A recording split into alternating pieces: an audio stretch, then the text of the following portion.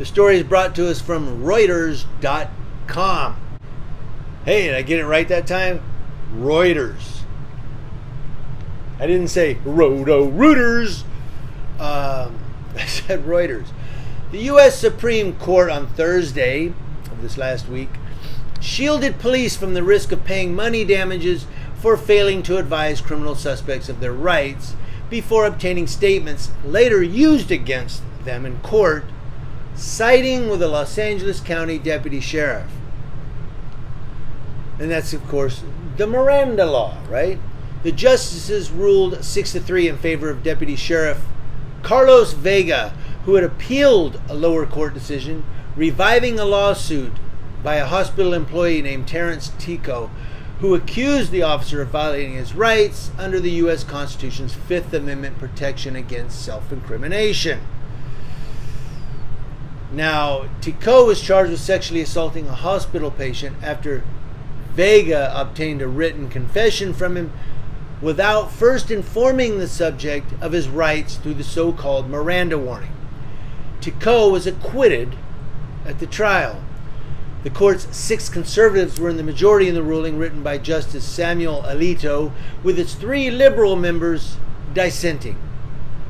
The rights at issue were delineated at the Supreme Court's landmark 1966 Miranda v. Arizona ruling that under the Fifth Amendment of the U.S. Constitution, police, among other things, must tell criminal suspects of their right to remain silent and have a lawyer present during interrogations before any statements they make may be used in a criminal trial. Remember, you have the right to remain silent. Any statement you make may be used against you in a court of law.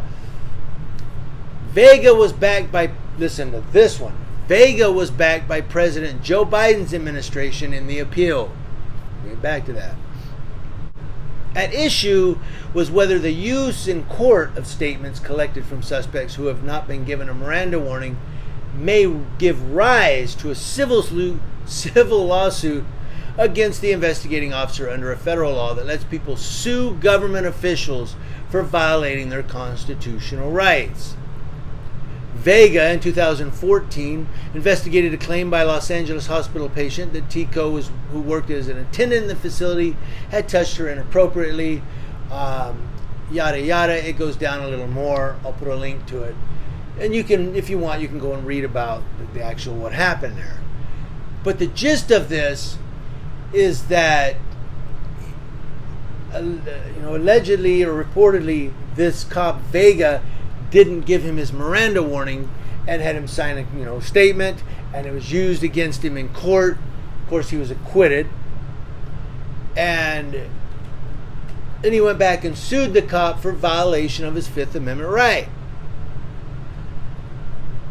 So the question is, did the cop violate his civil rights? But what I want to get you to, and I'm going to close with this, look, Vega, his appeal was backed by the President Joe Biden's administration. That's right. Everybody, and please don't unsubscribe for this. I'm just throwing something out there for you guys to discuss. But a lot of people give Donald Trump a hard time. Oh, he violates our rights, and he supported the bad cops, and he said we should, hurt suspects, and Trump was a chump, and Joe Biden, he says just shoot him in the leg, he's for the people. Really? This cop Vega is accused of violating somebody's civil rights. He files an appeal in the lawsuit, and Joe Biden's administration backs him. Doesn't go, no, you violated his civil rights. No, he backs him up. So all of you people that are, and I'm not saying I'm pro-Trump or pro-Biden or anti-Trump or anti-Biden. I'm just throwing something out here that a lot of people say, well, Joe Biden is so for the people. Not like Trump, who was all pro-law enforcement and backed the blue. Joe Biden, he's for the people. But here he backs the blue in a case or a lawsuit which indicates a civil rights violation.